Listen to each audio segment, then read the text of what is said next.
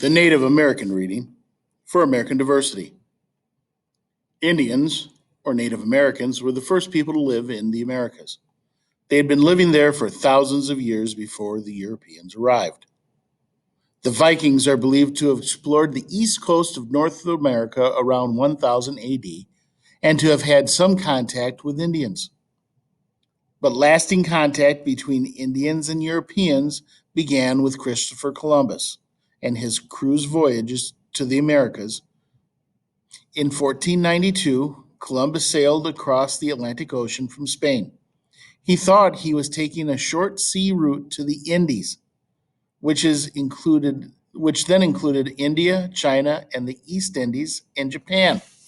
Europeans did not know that North and South America existed.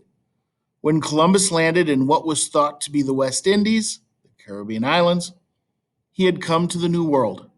He thought he had reached India, and so he called the people he met Indians. No people lived in America before the Indians arrived. Most scientists think that the first Indians came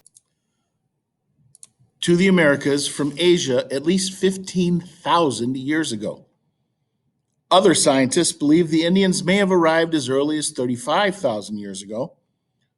At the time the Indians came, huge ice sheets covered much of the northern half of the earth. As a result, much of the earth that is now underwater was dry land. One such area that was dry then but is submerged now is the Bering Strait. That today separates Asia and North America. The Indians followed the animals that they hunted, wandered across this land a distance of about 50 miles. By 12,500 years ago, Indians had spread throughout the New World and were living from the Arctic in the north all the way to the southern South America. Indians spoke hundreds of different languages and had many different ways of life.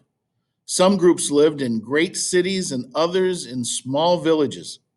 Still others kept moving all year long, hunting animals and gathering wild plants in a nomadic fashion and never had permanent homes. The Aztec and the Maya of Central America built large cities. Some of the Aztec cities had as many as 100,000 people. The Mayans built special buildings in which they studied the moon, the stars, and the sun. They also developed the calendar and system of writing. Many of the Indians of eastern North America lived in villages. They hunted and farmed, growing such crops as maize, beans, and squash. At the southern tip of South America, the Indians lived in small bands that moved from place to place in search of food. They ate mainly fish and berries. These Indians spent so much time searching for food that they did not build permanent shelters, make clothes, or develop tools. The history of the New World includes the story of relations between the Indians and the European explorers, trappers, and settlers. Most of the Indians were friendly at first and taught the newcomers many things. European explorers followed Indian trails to sources of water and deposits of copper, gold, silver, turquoise, and other minerals. The Indians taught them to make snowshoes and toboggans and to travel by canoe. Food was another of the Indians' important gifts to the settlers. The Indians grew many foods that newcomers had never seen, such as avocados, corn, peanuts, peppers, pineapples, potatoes, squash, and tomatoes. They also introduced the white settlers to tobacco. The Indians, in turn, learned much from the whites. The Europeans brought many goods that were new to the Indians. These goods included metal tools, guns, and liquor. Europeans also brought cattle and horses, which were unknown to the Indians. Europeans and the Indians had widely different ways of life. Some Europeans tried to understand the Indian ways and treated them fairly, but others cheated the Indians and took their land. When the Indians fought back, thousands of them were killed in battles. At first, they only had bows and arrows and spears, but the Europeans had guns. Even more Indians died from the measles, smallpox, and other new diseases introduced by the white settlers. As Europeans moved westward across North America, they became a greater and greater threat to the Indian way. Finally, most of the remaining Indians were moved onto reservations. Today, many Indians in North America still do not completely follow the ways of established civilizations. In some areas of Central and South America, several large tribes have kept their language and way of life, but most of the tribes have become part of a new way of life that is both Indian and European. Family life. Most daily activities of an Indian family centered on providing the main necessities of life: food, clothing, and shelter. Some times of the year were busier than others. Among the salmon fishing tribes of North America, for example, the spring All right, Harlan. and summer were the seasons for catching and storing fish. The winter was a relaxing time of the year when many ceremonies and social gatherings were held. Men and women usually had separate tasks. For example, both men and women were often involved in providing food, but they did so in different ways. In some areas, the women gather wild plants for food and the men hunted. In the Northeast and the Southeast, the men hunted and the women farmed land. In parts of what are now Arizona and New Mexico, and in the Middle and South America, the men did farming. Women gathered plants.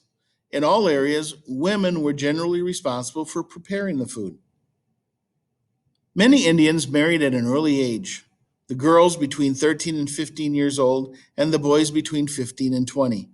In some Indian tribes, the parents or other relatives chose the partner for the young people. In other tribes, especially those of North America, a young man could select his own mate. He had to convince the girl and her parents that he would make a suitable husband. In many cases, he offered them valuable gifts to win their consent. After most boys reached their early teens, they went through a test of strength and bravery called an initiation ceremony. Many went without food for a long time and lived alone in the wilderness. In some tribes, a boy was expected to have a vision of the spirit that would become his lifelong guardian.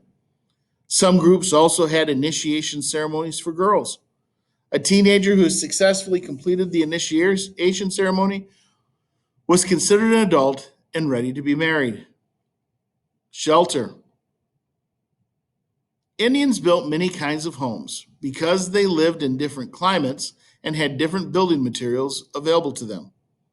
Those who moved about a great deal had simple temporary shelters. Indians who stayed in one place built larger, more permanent homes. Many Indians built a pole framework and covered it with leaves or bark, like the dome shaped wigwam of the Northwest. Poles or logs covered with earth formed the Navajo hogan. The Plains Indians built cone shaped teepees of buffalo skin. The cliff dwellers and other Pueblo Indians used adobe, sun dried bricks, to make many storied apartment houses. Government. For the most part, the Indians of the Americas lived in small groups and shared in making important decisions. Some of the Indians, including the Aztec in Mexico and the Inca in Peru, developed complicated systems of government, but most tribes did not because they had no need for such systems. Bands.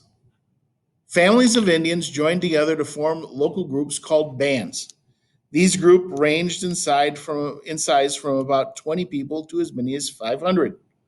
The size of a band resulted mainly from the number of people that the nearby area could support. If there was plenty of game or the land was rich, the band would probably be large. If food was scarce, the band would be small.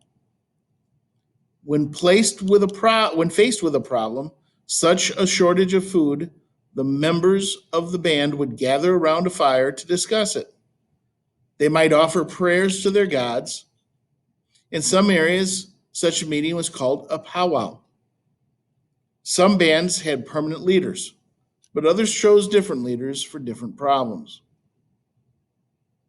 Tribes. Tribes were larger than bands. Hundreds of tribes lived in the Americas when Columbus arrived. All of the members of a tribe lived in the same general area.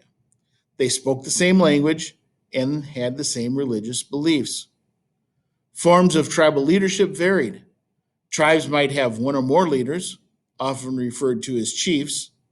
In some tribes, one chief might be in charge of the tribe during peacetime, another would lead the tribe in war. In some tribes, a person had to belong to a certain family, band, or clan to become the chief. Although many tribes did not have a simple permanent leader, certain groups called chiefdoms did. In some tribes and chiefdoms, decisions were typically made by general agreement after meeting or tribal council. This council consisted of members of tribe who were respected for their wisdom or their abilities. Religion. Indians had no one religion any more than they had one way of life or language. But certain religious beliefs were widespread. They believed in a mysterious force of nature. The Indians considered this unseen spirit power superior to human beings and capable of influencing their lives. People were dependent on it for success and in the search for food, in healing the sick as well as a victory in war. Legends of gods, spirits, and ancestors were handed down from parent to child. Legends formed the basis of various ceremonies. Indian legends included stories of the world before it had had people, stories of the origin of people in tribes, and tales of tribal heroes.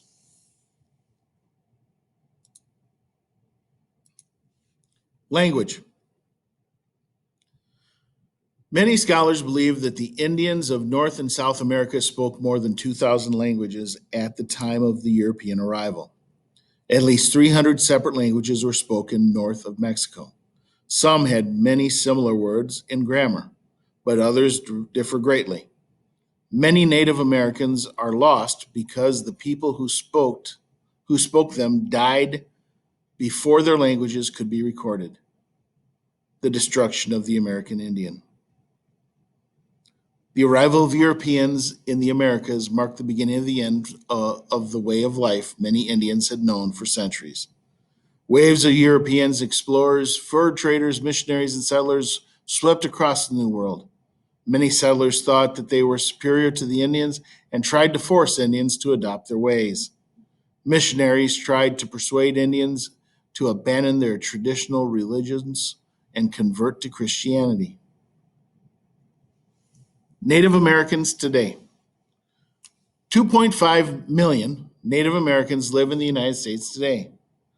The largest of more than 540 American Indian tribes include the Cherokee, the Chippewa, the Choctaw, the Navajo, and the Sioux. About a third of the Indians in the United States live on reservations, traditional tribal lands, and other designated areas. About two-thirds have integrated and make their homes in urban areas. Social and economic progress for Indians has been made since the mid 1900s. Gains in education, in particular, have provided Native Americans with better economic opportunity. In the 1960s, American Indians averaged about 8.5 years of formal education. Today, the majority of Native Americans graduate from high school, and about 9% of all Native Americans, 25 years of age and older, have a college degree. Gaming casinos, authorized by the Indian Gaming Regulation Act of 1988, are an important source of revenue for many tribes. Gambling operations on reservations have also provided a large number of jobs for Indians and aided other businesses such as tourism and craft work. In spite of social and economic advances of Indians, many problems remain. Unemployment on the reservations in the United States averages 40 to 60%, and the average income for Indian families is significantly lower than the national average. Most Indians in the workforce hold low-paying, unskilled jobs. Suicide and infant mortality rates are higher. Life expectancy is lower among Native Americans than among the population of the United States as a whole. Alcoholism is also a problem. Current issues facing the various Native peoples of North and South America are similar. Indians continue to work to improve their economic, social, and political position and to protect the lands and the rights guaranteed to them by treaty. They also seek respect for their cultural heritage. To address the issue of the ownership of Indian remains and artifacts, Congress passed the Native American Graves Protection and Repatriation Act of 1990. This act requires institutions receiving federal money to return human remains and any artifacts found with them to the tribes that want them. However, the tribes must prove that they have a valid claim to the remains and the artifacts.